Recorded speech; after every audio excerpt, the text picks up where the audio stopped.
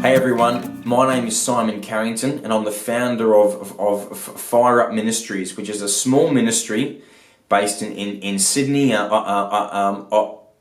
Australia, that is devoted full-time to restoring marriage and family life. And we do this by making accessible the theology of the body by St. John Paul II.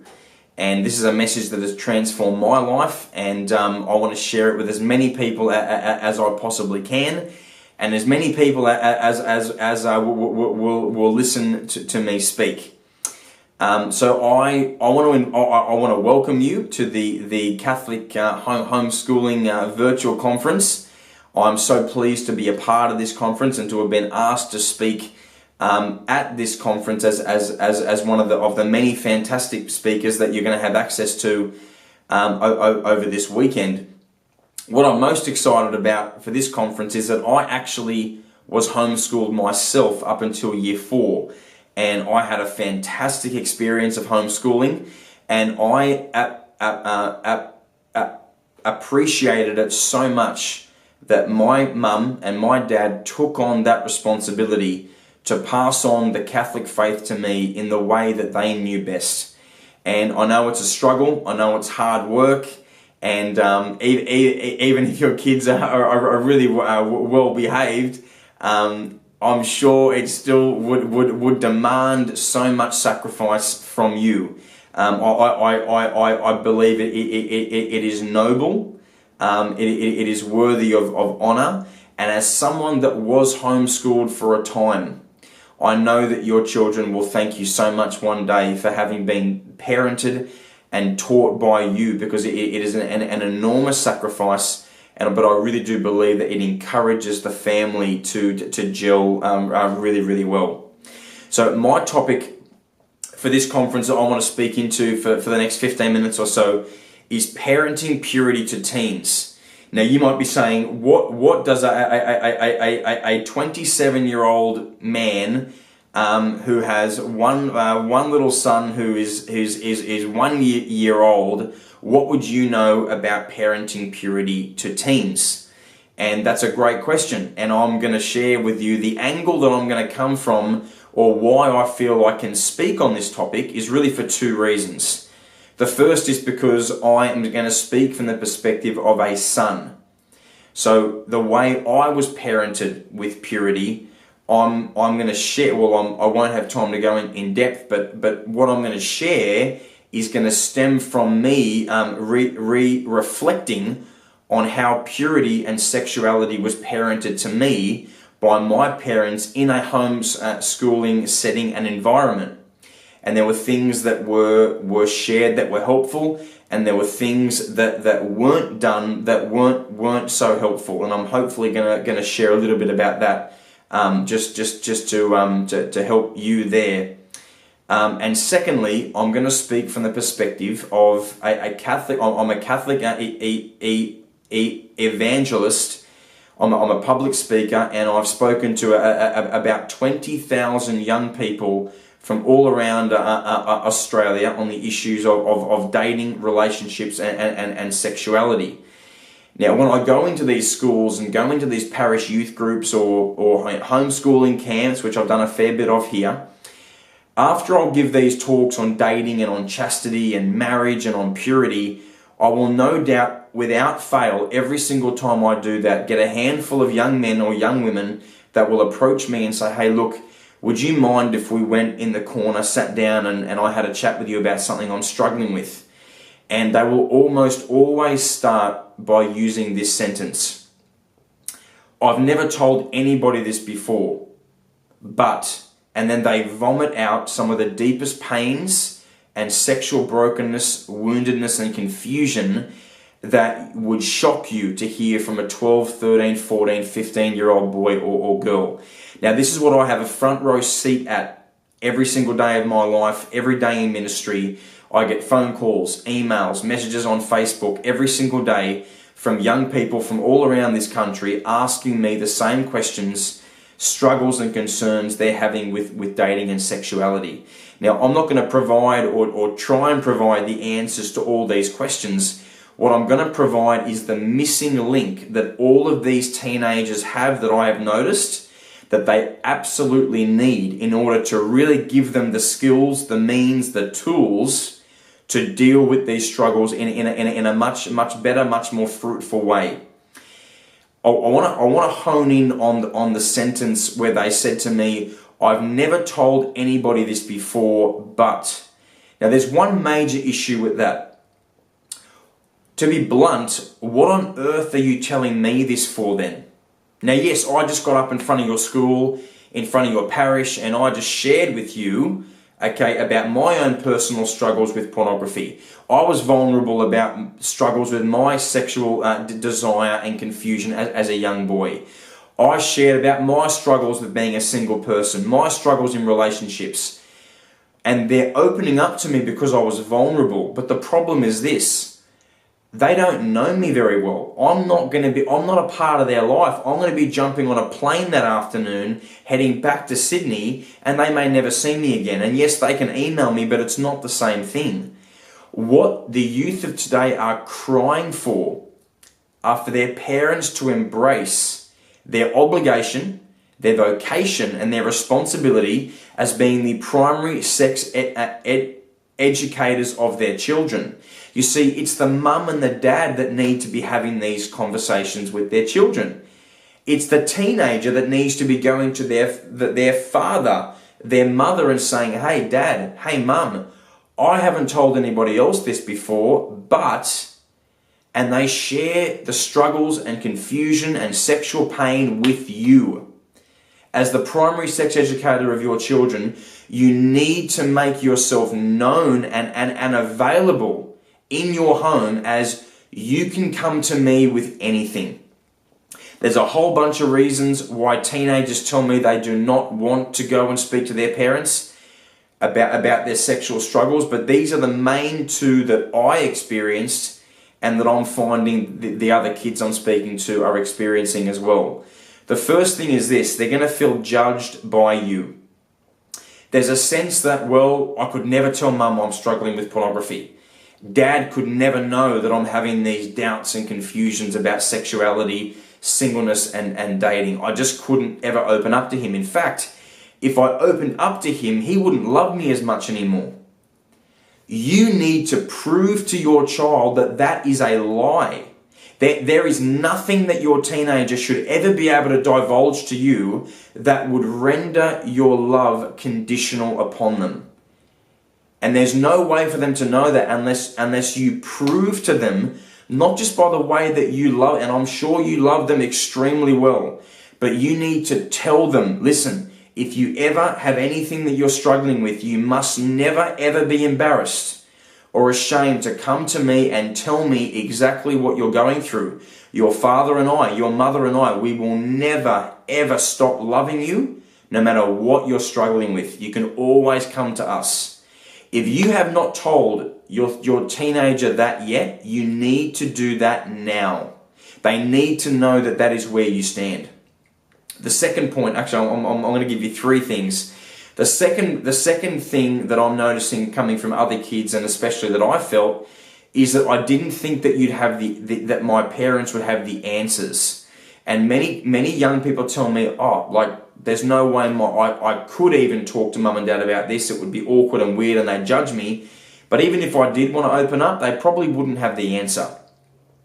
So what could have possibly happened, and maybe you need to dig into the past and analyze some past conversations you've had with your children. Has there ever been a time where they've asked you a question? They've made a comment on relationships, on love, on girls, on boys that they're talking to at a homeschooling camp. Have they ever asked you a question and you have shut that question down? You've blown them off and you've said something like, I don't know, listen, you're 13 years old, you're probably not going to get married for 10 years, so just forget about it. That is very damaging, very, very harmful to the young mind, to the young heart. If your child is coming up to you and wanting to ask you questions, you are streets ahead of most parents in the world. If you have created an environment where your teenager feels safe enough and trusts you enough to open up, please don't ever shut down or blow off any question they ask, no matter how immature, no matter how silly, no matter how insignificant it may seem at the time. For a 13-year-old or a 14-year-old, all they need to know from you is that even if in 10 years they look back on it and realize it was a dumb question, it's important to them right now. And you need to show them wholeheartedly, you know what, if this is a big deal to you right now as a 13-year-old, then I'm going to meet you right there. I'm going to sit you down and I'm going to talk to you about it. I'm going to listen to you and I'm going to love you through this question. When a parent blows off or shuts down a question asked them by their teenager, immediately the teenager will develop and build a wall that will prevent any intimacy or conversation on that area ever again. So maybe ask yourself, if they're not coming to me asking me these questions, have I given them reason to think it's not safe to do so? The third reason that I think that most of them would have, or the reason that they wouldn't want to come up, is simply they're embarrassed. They're embarrassed because they have not maybe received from you this permission, because you brought it up first as the primary educator, that they're waiting for you to tell them this is a safe environment to talk about or a safe zone to go into. See, if you have the sex talk with your teenager when they turn 13, 12, 11, whenever you deem it is necessary to speak to them about it, if you enter this bubble, you have the talk, you send them out from that bubble and they're not allowed to ask you questions again. Or maybe you've said, listen, now you don't talk about this anymore, just wait till you get married. That's going to fester with more questions, okay? When my dad gave me the sex talk, I left with more questions than answers. And that's not because he did a bad job at teaching me what the church has to say about sex, but naturally a 12-year-old boy's mind, a 13-year-old boy's mind is only going to want to ask and unpack this topic more. And as a parent, as the primary sex educator of your teen, you should not be afraid of these questions. In fact, you should meet them with questions before they even ask them. Begin conversations with them about sexuality. Ask them what they feel about marriage. Talk to them about modesty, about the dangers of pornography. Make it a conversation that is safe to have in your home. If they feel safe and secure because you're bringing it up first, guess what? You're going to give them permission to open up more with you. Okay? Quickly, I'm going to close with a few points that I do think are necessary. Okay? I've said already, you're the primary sex educator of your child. The next few points all stem from this. Now, as a homeschooling family, as a homeschooling married couple, it is likely that either you've discerned we're going to homeschool because you weren't happy with any of the schools in your area, or you've chosen, I don't care how good a school might be in this area, no one's going to pass on the faith to my child like I am, and I want to shelter them from the evil present in the world, from the sinfulness of the world, and I want to protect them, shelter them from bad influences that they may and will come across in any Catholic or public or state school in the world. Okay. However, there is a danger when you've got a mindset that is almost exclusively around sheltering from this topic. That this is something we are not going to talk about. We're going to put our head in the sand and pray that they just never ask these questions, okay? You're setting yourself up for failure if this is the approach you've taken to parenting purity to your teens. The reality is, and I hope this is obvious to you, but as a parent now of my own little son, Joseph, I know that when he gets out into the world, he is going to hear about sexuality from the world. He's going to see it on billboards. He's going to see it in movies. He's going to hear it on the radio. And guess what? Maybe 20, 30 years ago, you could protect your children from porn and impure images and conversation and music. You can't do that anymore today. The porn industry is seeking out your children. Okay? If you have, and I'm sorry, I'm going to be blunt here for a second. If you've got a 15-year-old boy or girl and you do not have internet accountability and filtering software on your computers at home, it is highly likely that your 15-year-old boy or girl has either stumbled across, through no fault of their own, or have actively sought out pornography. The stats are showing that the average first viewing of pornography is 11 years old, meaning children as young as 7 or 8 are stumbling across pornography because the porn industry is sending them emails, is sending them links and advertisements on the sides of toy company websites and all this kind of stuff. To think that we can just shelter our kids from it and not talk about it, okay, we are totally fooled. So what I'm going to encourage you to do is to take on the obligation, the vocation, the responsibility as the primary sex educator of your child to not have an attitude of I'm going to shelter them and not ever talk about it, but to be the one to introduce the truth of sexuality to them before the world gets to them. So being unafraid, being bold to say, listen, sexual desire is a gift. Sexuality is beautiful, and I'm going to share what God's beautiful, glorious plan for sexuality, dating, relationships, love, and marriage is. Beat the culture to educating your children on sexuality, and do it yourself first in line with what the Catholic Church has to say. The second point I would say is there is no such thing as the sex talk. Okay, as I said before, I left my sex talk with more questions than answers. Okay, so what we really need is a culture where parents are accompanying their children on the journey of their teen years, and as they grow older and learn more, read more, discover more, okay, think more, try and discern more, that you are meeting them with the fresh questions they have. It's an ongoing conversation and dialogue constantly. The conversation should never end. The conversation I've been having with my own father has lasted about 15 years. And when I brought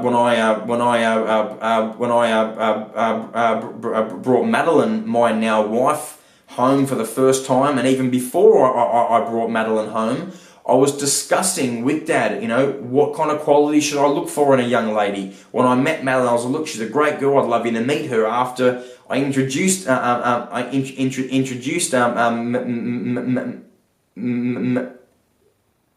to my mum and dad, they were giving me feedback. I think she's amazing. She's unreal. And I've been on a journey then in engagement, talking about the challenges of engagement, talking about the challenges of marriage. And now as a father, I've never needed more help ever in my life. And I need my father. I need my mother. I'm constantly asking the questions, constantly seeking support, help, and guidance from them. And this is what every child needs from their parent. This is what your children need from you, that you would create a space where it's not the sex talk, but an ongoing dialogue and conversation that will last the entirety of their lives. Okay, the third point, you need to be the one to initiate all conversation first, ideally, and this means getting informed.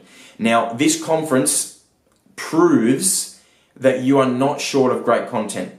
Okay, this virtual conference is providing you a ton, hours and hours of fantastic content that is going to empower you to be the best parent and married couple that you can be. There are books everywhere. Internet, websites, blogs, free videos, YouTube, you name it, it's there. There is no excuse for not accessing the most incredible content in the world anymore. And so if you really want, if the only way you're going to be confident to really take on your role as the primary sex educator of your child and meet their questions with great answers is you've got to get informed.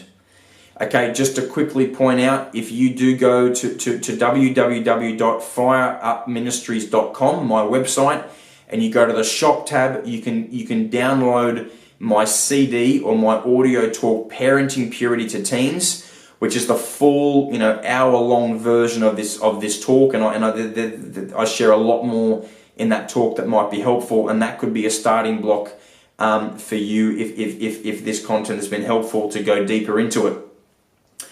Lastly, you might be saying, look, Simon, I'm actually doing all those things. You might say, look, thank you, but it's been a refresher for me. I am reading. I know my stuff. I'm trying to reach out to my children, and they're giving me a block. They're shutting me down. They don't want to talk about it. And this might not be an easy answer to hear, but I know certainly this is the feedback I'm getting from a lot of young people. Okay, this is what the kids are saying to me, not what I'm telling you. I'm getting it from the kids first. Okay? The teenagers today are sharing with me that they don't feel that their parents are interested enough in their own personal life. Now you might say, of course I am. I spend time with them and we make an effort to do that stuff. Okay, but if you get inside the mind and heart of a teenager, if you're not interested in sitting down and playing their favorite game on PlayStation with them, if you're not reading the books that they want to read, if you're not playing sport with them that they want to play, if you're not entering into their world on a whole range of aspects that they enjoy and are interested in, maybe you hate the games they play, maybe you are not interested in the sports that they love, maybe the hobbies they have, they drive you nuts. Well, guess what? If you don't show interest in the things that they love that are insignificant, okay, like in this, I've got sports important and games and fun are important, but I'm saying in relation to sexual purity, okay, if you're not investing time and showing them I'm interested in all of your life, even the things that are just hobbies and interests, then why would you expect them to open up with you about their personal purity, about their sexual desire, about the girl that they like, about the guy that they like? If they see that there's a disintegration in what you're willing to invest in them, they're not going to share with you about their sexual purity if you haven't proven first you're interested in their sport, if you're not interested in their games, in their playtime, in their TV shows, whatever it is that they love. You need to enter into their world. And when they feel that you've met them in their world, they will join you in yours. They will begin to share with you what you want to know. They'll begin to open up about the real significant topics like purity. And that's when the dialogue and the open communication really does begin to grow and expand and thrive. That's all we've got time for. I think I've gone over as it is. I want to share, I hope that's been helpful. If you want more content on marriage enrichment, on dating, relationships for your kids, or on parenting purity to teens, please visit our website at www.fireupministries.com, and there's a whole bunch of resources there for you to enjoy. May God bless you, and please pray for me and my family, and I'll certainly be praying for all of you that are tuning into this conference. God bless.